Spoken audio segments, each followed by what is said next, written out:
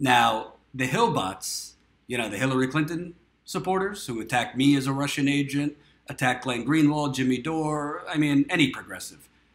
You wait for them to attack Bernie Sanders when he runs again. They're going to say because he went on his honeymoon to Russia, he's really a Russian agent. Well, look what was tweeted by Jesse Ferguson. Jesse Ferguson was one of Hillary Clinton's spokespersons. I'd like to congratulate Susan Sarandon. I'd like to congratulate Susan Sarandon. I'm not trying to laugh because this is a serious topic we're talking about. I mean, we're talking about dropping about 100 missiles on a Middle Eastern country with no evidence that that government of the country that we just bombed actually did gas its own people. So very serious topic. But the Hillbots, the moral of the story for the Hillbots, it's Susan Sarandon's fault. It's Susan Sarandon's fault. You know? Pretty soon cancer is going to be Susan Sarandon's fault. Water contamination, it's her fault. Basically, the Hillbots, they still can't deal with the fact that it wasn't Susan Sarandon, it wasn't Jimmy Dore, it wasn't me, it wasn't Bernie. It was Hillary Clinton. She lost to a doofus. She lost to a con artist. And now, the same people, by the way, Jesse Ferguson and all these Hillary Clinton aides who have been huffing and puffing for Donald Trump to take action and for Donald Trump to drop bombs on Syria and for Donald Trump to take it to Russia, calling him a Kremlin puppet, are now doing this reverse psychology where, well, if it wasn't for Susan Sarandon not endorsing Hillary Clinton, this wouldn't have happened. This wouldn't have happened. Even though it's most likely that if Hillary Clinton became president, we'd already be in a full-scale war with Syria and possibly Russia. Hillary Clinton openly spoke for a no-fly zone over Syria, which would have antagonized Russia, Syria, and possibly Iran. It possibly would have been the catalyst for, I don't know about World War III, but a war. But you have a think tank leader saying this is against international law, which we did, and it's not going to actually stop the war or help the Syrian people, but, let's draw that red line, even though we have no evidence. And now it's Susan Sarandon's fault for the crime of not endorsing Hillary Clinton and for kind of she never endorsed Donald Trump, but said, tried to find a silver lining in Donald Trump winning the presidency, in that we have seen unprecedented activism and unprecedented energy among the progressive movement now because Donald Trump is president. But terrible. Viral News Network, Susan Sarandon has too much power. This woman is incredible. I have interviewed Susan Sarandon twice, I think. She is incredible. She's so incredible, she's apparently responsible for U.S. Dropping 100 missiles on Syria. I mean, you can't make this shit up, man. You can't make this up.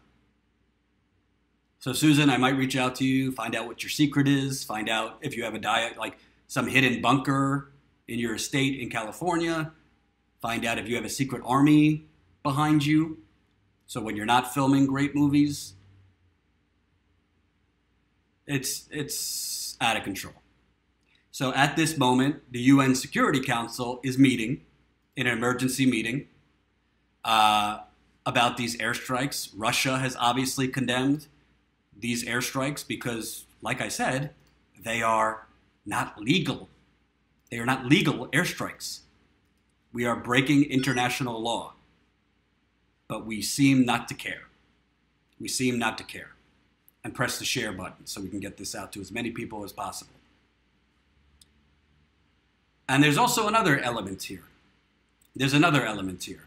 And it's not surprising, obviously, but the Democratic Party are showing themselves to basically be no better than the Republican Party when it comes to war, because the Democratic Party are a bunch of hypocrites. The Democratic Party, who largely didn't really speak up against Barack Obama when he was president, dropping bombs on Syria, the illegal drone strikes all over the world, a couple, like a tiny few of the Democratic Party spoke out and said, Obama, you need to come to Congress for this kind of authority.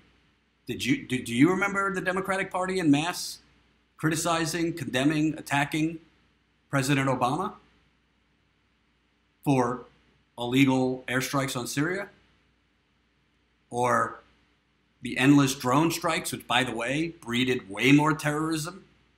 You know, call me terrible, but if you bomb my family, if you kill my kid, if you bomb my kid's school, I might want revenge. Again, I'm not defending terrorism. There's no, two wrongs don't make a right. Terrorism is indefensible. But it's like the United States doesn't seem to care why it is we have radicalized all these people, why it is they hate us.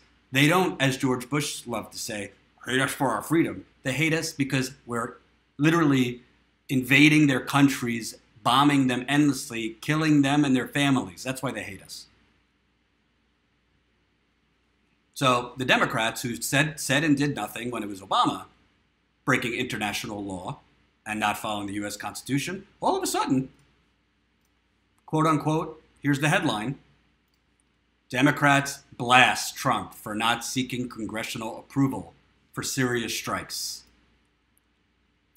Congressional Democrats blasted President Donald Trump on Friday night for circumventing Congress and authorizing U.S. strikes against Syria, calling it unconstitutional and questioning the strategy. Many Republicans, on the other hand, applauded the president's move. Senator Tim Kaine, who has pushed Congress to pass a new authorization for the use of military force, deemed the president's actions illegal because he proceeded without approval from lawmakers. Quote, President Trump's decision to launch airstrikes against the Syrian government without Congress's approval is illegal and, absent a broader strategy, is reckless. Kaine said, today, it's a strike on Syria. What's going to stop him from bombing Iran or North Korea next? The last thing Congress should be doing is giving this president a blank check to wage war against anyone, anywhere.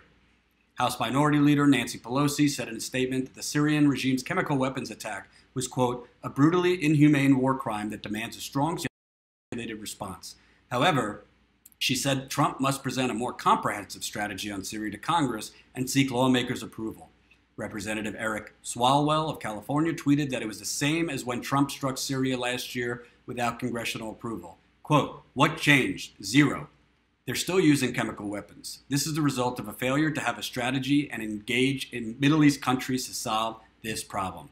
Senate Minority Leader Chuck Schumer said, quote, a pinpointed, limited action to punish and hopefully deter Assad from doing this again is appropriate. But the administration has to be careful about not getting us into a greater and more involved war in Syria. So, it's so ridiculous. First of all, they're right. They are right, even though it's coming from a very cynical place. They're absolutely right. Trump is not following the constitutions. It is illegal what he just did. It was illegal last year. So in one corner, the Democratic Party is right, even though, like Nancy Pelosi, shocker, is pushing the U.S. intelligence, or as I call it, the United States of oil, talking point that Assad gassed his people. The investigation isn't complete. There's still no evidence of such, but that never stopped the United States from invading another country or bombing another country or putting innocent civilians' lives at risk. So in one corner, the Democratic Party is absolutely right on this. But the problem is they're not right based on actual integrity. They're just doing it because it's Trump. Where was this outcry from the Democratic Party when it was President Barack Drone Obama? Where was this outrage when Obama was dropping drone bombs on Yemen and Pakistan? Yemen, Pakistan, Afghanistan, Libya. I mean, you heard a couple here and there, Tulsi Gabbard, Bernie Sanders, Keith Ellison, Raul Grijalva. You heard isolated calls.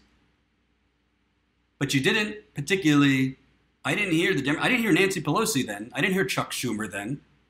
So these Democrats, they don't give a damn about following the Constitution. They don't give a damn about launching illegal wars. They don't give a damn about killing innocent civilians around the world. They certainly don't care if all these actions actually create more terrorists. Because make no mistake, all right, we're knocking out ISIS, as they say, with this aggression towards Syria. Well, you're just creating the next ISIS because they just regenerate, because you keep invading other countries that you don't belong in based on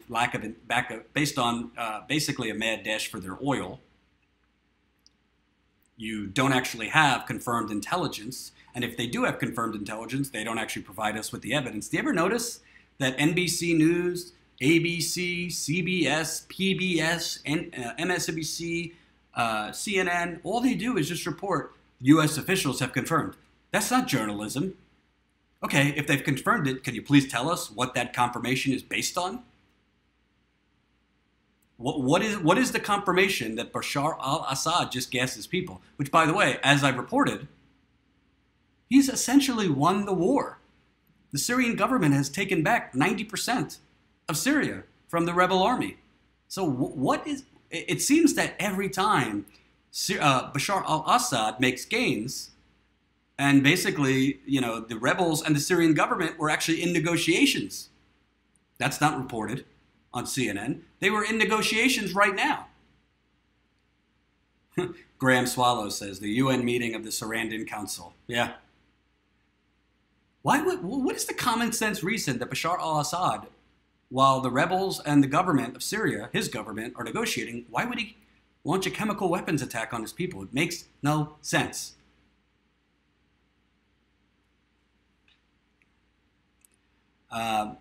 We'll see what happens. It's now Saturday at 1:45 in the afternoon. Hopefully there is no more missiles dropped. Hopefully there's no retaliation by Russia or Syria against the United States, which they would be within their right because we just illegally dropped 100 missiles on them. Hopefully the temperature goes down. Hopefully, I don't know the numbers yet, and the U.S. government won't actually report the real numbers, but hopefully there were no civilian casualties in these strikes. I don't believe that it was only 3 locations that were bombed. I'm sure there were other locations bombed where civilians do live. Michael Cooper says, sure, it makes sense. Assad is tired of winning. Like Trump says, they're going to get so tired of winning. We're going to win so much. It's terrible. It's terrible.